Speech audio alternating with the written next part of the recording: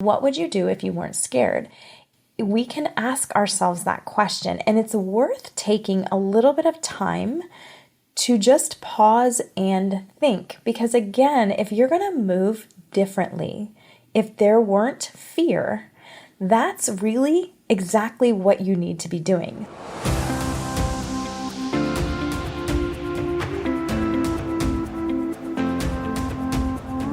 You are listening to the Beyond the Classroom podcast, a podcast for burnt out teachers who know something's gotta give. After teaching for 14 years and feeling completely burned out for way too long, in May of 2022, I made a big decision and left the classroom. I now help burnt out teachers like you take back balance and joy so you can wake up every day loving your life. In this podcast, we'll explore who you are beyond the classroom, whether you're considering leaving or wanting to make changes so you can fall in love with teaching again. Either way, I understand what it's like to be living a life that looks fun and cute on the outside. You know, summer's off, playing all day, off at 2 o'clock every day, but actually feels miserable and draining.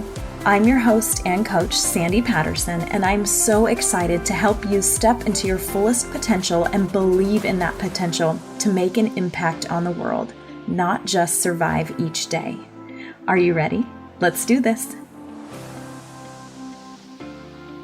Hello, and welcome back to another episode of the Beyond the Classroom podcast. I am Sandy Patterson, your host and certified life and business coach, and I am so excited that you are here today. Welcome. This is episode 60. As I was getting ready to record this, I was like, oh my goodness, we've made it to 60 episodes. That is a really big milestone. I don't know why 60 is kind of a random number, but I just feel really excited about it. So happy 60th episode. I am here. If you've been listening this whole time, thank you for being here. If you are new here, welcome to this space of messy action and starting businesses and making money and leaving your job to do whatever it is that you want and to create a life that you truly love.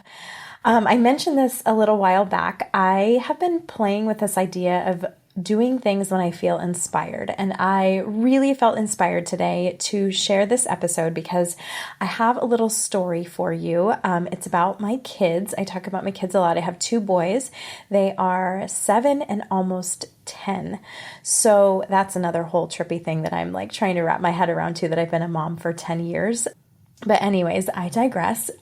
We were at the park the other day and we were, for those of you that know me in real life too, you will totally hear this and see this story in your head and you will totally get it.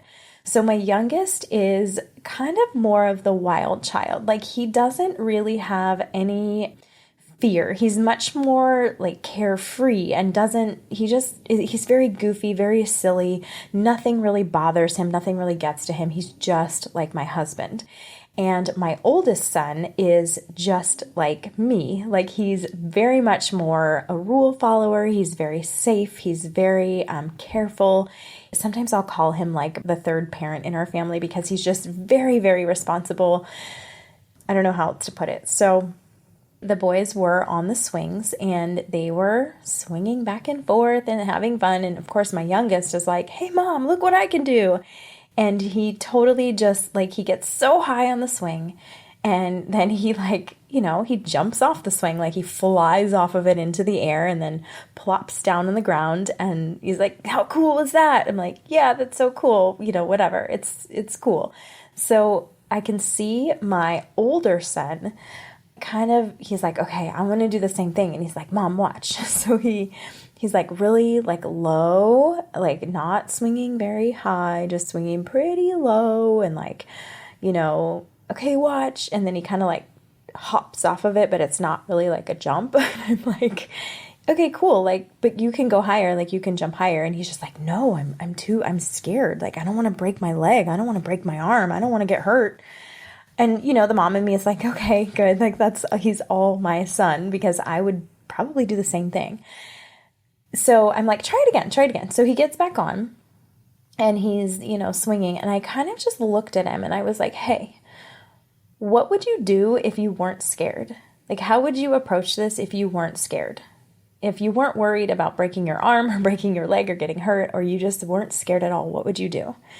And I could see in his, I could see the little wheels kind of start to turn in his head. Like, what would I do if I wasn't scared? And I see him kind of start to get a little bit more momentum, get a little bit more speed. And he actually jumps off the swing, actually does an actual jump and jumps off. And I'm like, hey, cool. And this is sounding funny because it sounds like I'm encouraging my kids to do dangerous things, but really I'm not. That question really, really stuck with me because it's a question that we can ask ourselves pretty much every day, especially if you are in business. What would you do if you were not scared? If fear wasn't an issue, if it just didn't exist, what would you do? And the answer to that question is you would probably move in a much different energy and from a very different space than you do when you're scared. And I ask my clients this, I ask my private coaching clients this all the time. If you weren't scared, what would you do? Because I'll get messages, I'll get, emails, I'll have conversations with my clients. Oh, I think that I should do this, or I want to do this, but and then there's usually a but that ties back to some sort of fear of rejection, fear of annoying people, fear of flopping, fear of something not working out how you wanted it to.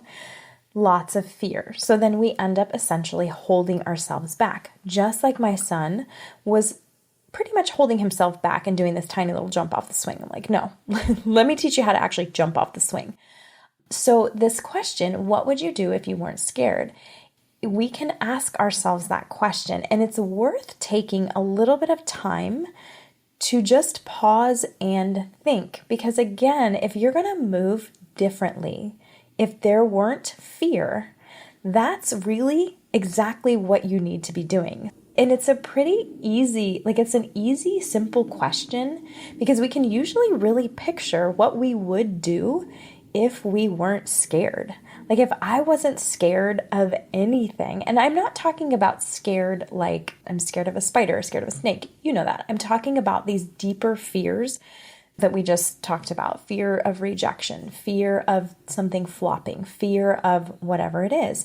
I just was talking about this with a client the other day. She has a potential client that she's working with, and she had an opportunity to reach out and kind of offer something to this person, offer her service or offer hopping on a call. And she just felt I asked her, I'm like, what would you do if you weren't scared? And it took her a second. And again, you can actually, I was a teacher, so I can see the wheels turning. I can see that light bulb moment go off when it's oh, if I wasn't scared, I would say this, this, and this. And then I would press send and I would walk away and it would be done. I actually had her vox me. I said, vox me a message, say what you would say if you were not scared to this person, if the fear of annoying this person or the fear of rejection or the fear of being ghosted or the fear of all these fears, all these dumb fears that we waste our time and our energy on in our energetic space, if that didn't exist, what would you say? And she voxed me back and she said, oh, well, I would say, hello, whoever it is, da da da da da da da da, and she was just so confident in her voice and in herself, and she had a lot of conviction in what she was saying and in what she was offering to this person. And I told her, I said, go back and listen to that message, and that's exactly what you need to say. And I've even had clients do this too. This has been a really big aha moment when I'm like, okay, vox me as if I were the client and tell me what you would say, or tell me what you would say to your significant other or your partner if you weren't scared. Tell me what would come out of your mouth if you weren't scared, just say it, word vomit, say it. And these moments with many of my clients have been pivotal because they realize very, very quickly that they are making decisions and they are moving out of fear versus what the possibility is. And going back to this one client, like if she hadn't have reached out, or if she had have stayed in that space of like, I'm scared, I'm not going to press send on this, or I'm not going to say what I know that I need to say, there's literally like no opportunity. There's no door being opened. There's no possibility for anything because you just kind of sat on it and you didn't follow your intuition. You didn't follow what you know in your heart is meant to be said. And I love this statement. I just heard this recently, like within the last, I don't know, I would say like year or so, but I love this statement. You can never say the wrong thing to the right person. So often we get so stuck in this, like, I don't want to annoy them. I don't want to make them mad. I don't want to sound pushy. All those other things that pop up. I don't want to sound dumb. I don't want to say the wrong thing. I don't want to lose this potential client because of something that I say. Okay, girl. It's so true. You cannot say the wrong thing to the right person. It will never be the wrong thing. What you say is never going to deflect somebody from you, from your business, or from working with you, because it's just not possible. Like, think about it. It is literally not possible to say the wrong thing to the right person. If something is meant to be, then it's just going to be. There's really nothing you can do to change that. Yeah, of course, like we have strategy and we do certain things a certain way, but if you don't do anything at all and you literally say nothing, there's no opportunity. Tying this back to the swing example, like if he never even gets on the swing, like there's no possibility for him to learn how to jump off and do a cool trick. And I don't even know why I'm using that example because it's kind of a lame example, but it just really paints the picture of what would you do if you were not scared. It paints the picture of how you would move, and then it shows you how you can move. And then here's another really great reminder for you today. We talk about fear, right? Like, well, I would do it, but I'm still scared. Okay, perfect. What would you do if you weren't scared? Here's what I would do, and you kind of figure out, okay, this is what I would do, this is how I would move, this is what I would say, but I'm still scared. Perfect. You can still move and be scared. You can be scared and take action at the same time. They're not exclusive. Like, you can still do something. You can still go through the motions, and you can still say the thing, and you can still press send, and you can still take action even when you're scared. Okay? I want you to remember that. And I want you to remember this piece of that you can never ever say the wrong thing to the right person. Your people are there and they are waiting and they need you, but they need you to step into this confidence that you got this, that you totally have this. I just did an episode a couple episodes back on confidence, and it was a good one. So go back and listen to that one too. So today I'm challenging you to ask yourself, in your business or in your life or any area where you feel like you're being held back, what would you do if you were not scared?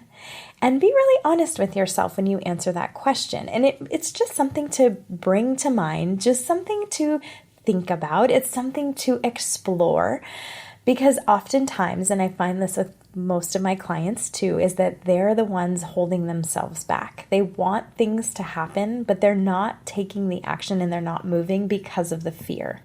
So this is a great first step to figure out what you would do if you were not scared. And that's usually the thing that you need to do, and that's going to push you to the next level. So ask yourself, what would you do if you weren't scared?